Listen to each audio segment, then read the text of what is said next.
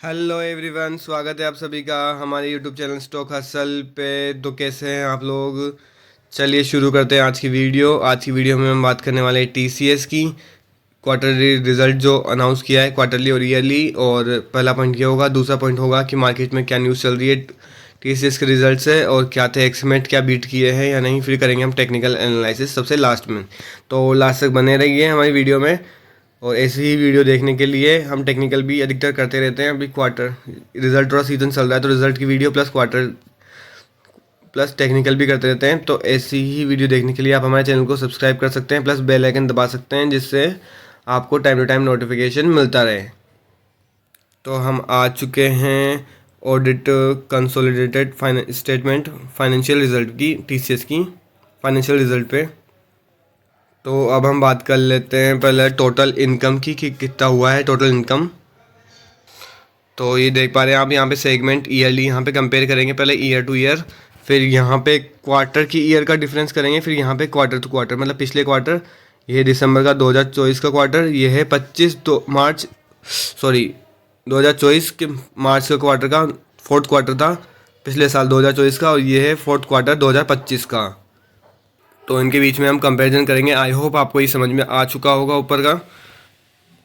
तो ईयरली आप देख पा रहे हैं 2,45,000 का हो चुका है, 2,59,000। और ईयरली भी क्वार्टरली भी आप देख पा रहे हैं 62,394 का हो चुका है, 65,200 का क्वार्टरली भी बढ़ चुका है, 65,500 का। तो क्वार्टरली रेवेन्यू में तो जंप है अच्छी खासी। और मैं आपको एक चीज़ और बता दूं, ये एक बड़ी कंपनी है, तो इसमें बिल्कुल छोटा ही प्रॉफिट देखा मिलता है। ये अचानक से ज़्यादा बड़े प्रॉफिट नहीं होते हैं इनमें, क्योंकि एक स्टेबल कंपनी है, प्लस ये एक माइक्रो कैप कंपनी में ही देखने को मिलता है कि अचानक से प्रॉफिट में काफ़ी अच्छी परसेंटेज में काफ़ी अच्छा रिटर्न मिल रहा हो या प्रॉफिट मिल रहा हो। ऐसा नहीं होता इन कंपनीज में। इनमें लॉस भी कम होता है और प्रॉफिट भी कम होता है। रिजल्ट क्वार्टर की एक्सपेक्टेशन से बात कर रहा हूँ मैं। तो अब बात कर लेते हैं एक्सपेंस की कि कितना रहा है खर्चा। तो एक्सपेंस की ये है लाइन, जैसे कि आप देख पा रहे हैं। तो 1,82,000 का इस बार हुआ है, 1,93,000। एक्सपेंस भी बढ़ा है जैसे कि रेवेन्यू बढ़ा है तो, और 45,500 का बढ़ के 49,105 हो चुका है। 48 का भी 49 हो चुका है, मतलब एक्सपेंस में तो भी इंक्रीमेंट देखने को मिला है, जैसे कि रेवेन्यू में इंक्रीमेंट देखने को मिला था। अब बात करेंगे हम प्रॉफिट बिफोर टैक्स की, टैक्स देने के पहले जो प्रॉफिट है उसकी। तो आप देख पा रहे हैं ये लाइन है प्रॉफिट की, प्रॉफिट बिफोर टैक्स की, जो पिछले साल 61,997, मतलब 62 से बढ़ के 65 हो चुका है। और क्वार्टरली की बात करें, ये ईयरली था, क्वार्टरली पिछले क्वार्टर की बात करें लास्ट ईयर क्वार्टर की, तो वो भी बढ़ के 16,400 हो चुका है, 16,800 का हो। तो आप देख पा रहे हैं यहाँ पे क्वार्टरली प्रॉफिट में थोड़ा डिक्रीज देखने को मिला है, पिछले क्वार्टर कंपेयर में भी और पिछले ईयर के क्वार्टर के कंपेयर में भी।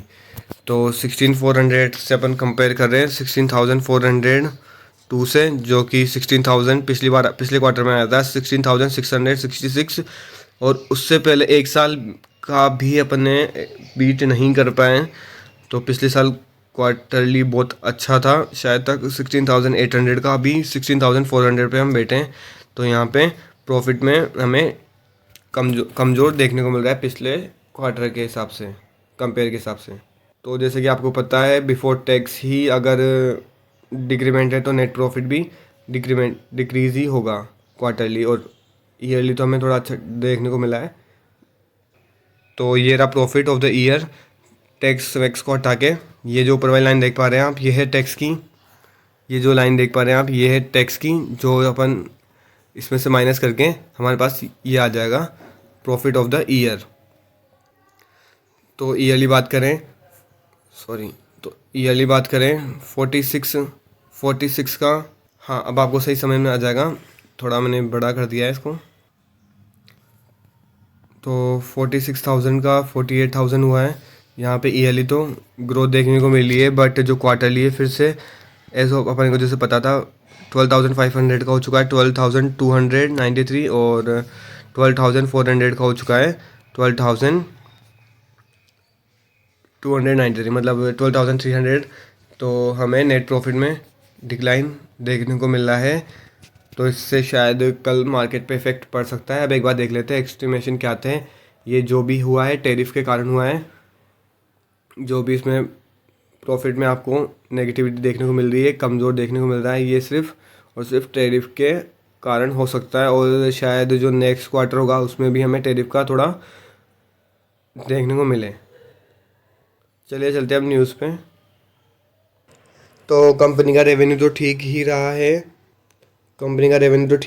है, कि जैसे कि रेवेन्यू में एक्सपेक्ट किया गया था 64.64 का, जो कि आया है 64.48, जो ज़्यादा नहीं थोड़ा सा मिस हुआ है। और बट जो ईपीएस में देखने को मिल रहा है वो 35 का एक्सपेक्टेड था, जो आया है 37 का ईपीएस।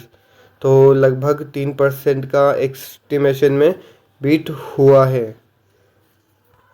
तो देखना है अब कल क्या होता है मार्केट में, शायद मिक्स रिएक्शन भी आ जाए या फिर थोड़ा सा। बट जो आपको बता दूँ, डाउन जोन में कल अच्छी खासी तेज़ी देखने को मिली थी, शायद उसमें नेस्डेक में और नेस्डेक में भी, तो शायद अच्छी रैली देखने को मिले। एक बार चलिए आते हैं टेक्निकल पे। तो क्वार्टरली एक बार ये भी देख लेते हैं कि डिविडेंड भी अनाउंस किया है कंपनी ने। तो नेट प्रॉफिट 2% का फॉल हो चुका है, पर एक अच्छी बात यह है कि डिविडेंड अनाउंस कर दिया है कंपनी ने, जिससे शायद थोड़ी होप अच्छी हो कि कल मार्केट थोड़ा अच्छा हो, टीसीएस थोड़ा रिकवर करे, क्योंकि नेस्डेक में कल लगभग 12% की तेज़ी देखने को मिल रही है। तो जिससे हमारे इंडियन स्टॉक पे भी आज फ़र्क पड़ सकता है, कल फ़र्क पड़ सकता है। फ्राइडे को मार्केट खुलेगा और भी डाउन जोन देखना है शाम को क्या चलता है, रात को उसकी भी मैं एक शॉर्ट वीडियो बता दूंगा आपको कि क्या करना चाहिए अभी। तो डिविडेंड कितने का मिला है वो देख आते हैं अपन। यहाँ पे आप देख पा रहे हैं 30 रुपीज़, एक सेकेंड, हाँ 30 रुपीज़ पर शेयर का आपको अनाउंस किया है क्वार्टर फोर में टीसीएस ने। तो इसका आप फ़ायदा उठा सकते हैं।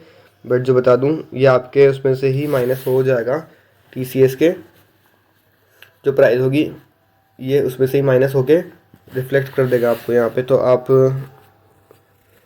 डिविडेंड से एक अच्छा खासा मूव आता है स्टॉक में, तो आप इसके लिए शायद आप शॉर्ट टर्म बाय कर सकते हैं। एक बार टेक्निकल पे चले आते हैं।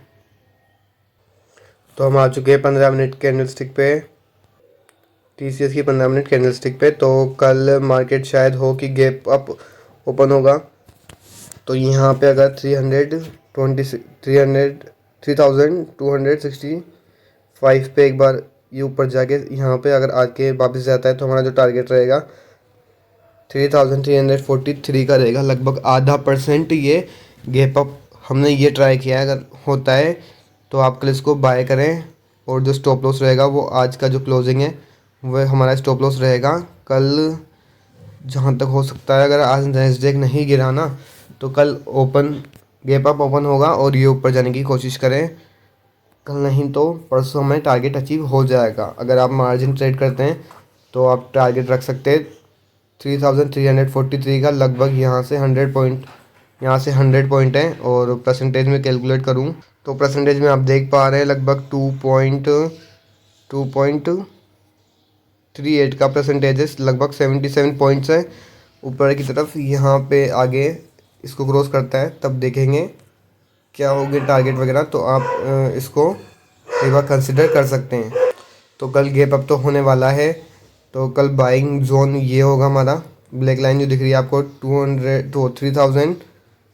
3266 की, इसके आसपास आते ही आप बाय करें जैसे ही सुबह मिले। और स्टॉप लॉस रहेगा आपका जो आज का क्लोजिंग है, ये जो क्लोजिंग दिख रही है आपको 3239 की, ये आपका स्टॉप लॉस होगा टॉप से। तो ऐसी अपडेट के लिए हमारे चैनल को सब्सक्राइब करें। और अगर आप थोड़ा रिस्क ले सकते हैं तो थोड़ा नीचे की तरफ भी आपका स्टॉप लॉस रख सकते हैं आप, जैसे कि इस कैंडल का लो भी आपका 15 मिनट की जो लास्ट कैंडल इसका लो भी आपका स्टॉप लॉस हो सकता है। तो ये तो स्टॉप लॉस वैसे बेस्ट है, बट अगर कोई थोड़ा सा फॉल्स ब्रेकआउट से बचना चाहे तो इस कैंडल का लो आप स्टॉप लॉस कंसिडर कर सकते हैं।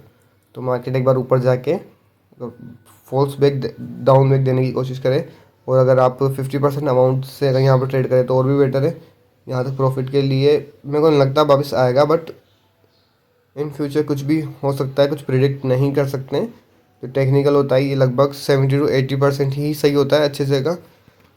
मेरे को 4 साल का एक्सपीरियंस है यहाँ पे मार्केट में, तो मैं बता रहा हूँ आपको, कभी भी आप अपने पूरे एक पोर्टफोलियो से ट्रेड ना करें अगर आप मार्जिन में ट्रेड करते हैं, क्योंकि मैं भी एक मार्जिन ट्रेडर हूँ जो अपनी पोजीशन को 2 से 3 दिन के लिए होल्ड करता है। बट अभी मैं इस चीज़ से बच रहा हूँ, क्योंकि पता नहीं कल ट्रम्प उठ के क्या बोलते जिससे मार्केट में फॉल देखने को मिले। तो आप अगर कंसिडर करते हैं तो कल ही प्रॉफिट लेके निकले यहाँ से। अगर आपने लास्ट तक देखा होगा तो वेल एंड गुड है। अगर जो बीच में ही सिर्फ टारगेट वगैरह लेके भाग गया होगा वो बाद में हमें कमेंट में करेगा कि आपके तो टारगेट अचीव नहीं हो रहे, वो नहीं हो रहे, फलाना ढिमकाना। तो अगर आप लास्ट तक बने हुए हैं तो आपने आई थिंक कुछ सीखा होगा। इस कैंडल का लो आपके लिए एक बेस्ट स्टॉप लॉस होगा कल के लिए। अगर कुछ बैड न्यूज़ भी आती है तो बाय द वे ऐसे तो कुछ न्यूज़ आने वाली नहीं है। और जो सबसे सेफ टारगेट है, सबसे पहले आपको बता दूँ, कुछ भी गैप अप होता है तो इसका जो गैप फिल है वो ज़रूर करेगा मार्केट। ये गैप फिल ज़रूर करेगा इन एनी कंडीशन। अगर गैप अप हल्का से भी ओपन होता है तो आप बाय करें। और जो सबसे पहला टारगेट रहेगा वो आपका ये रहना चाहिए, और वो है, सबसे पहला टारगेट है 3288 का। 3288 का जो सबसे पहला टारगेट रहेगा। गैप अप होते ही मार्केट में आप मेरी माने तो इंट्राडे ही बाय करें, क्योंकि पता नहीं परसों फिर क्या आके ट्रम्प क्या बोल दे, कुछ नहीं पता। तो डे नाइट होल्ड करने को आप एक बार अवॉइड करें अभी इन दिनों में। वैसे मैं खुद भी एक मार्जिनल ट्रेडर हूँ जो 3 से 4 दिन तक होल्ड करता है एक अच्छा प्रॉफिट बुक करने के लिए, और ये सबसे बेस्ट स्ट्रेटजी भी होती है, क्योंकि इंट्राडे में पता नहीं मार्केट कभी घूम जाता है। बट अभी जो खतरा है वो सिर्फ ट्रम्प ही है। तो आज की वीडियो में बस इतना ही, मिलते हैं हमारी नेक्स्ट वीडियो में। Thank you.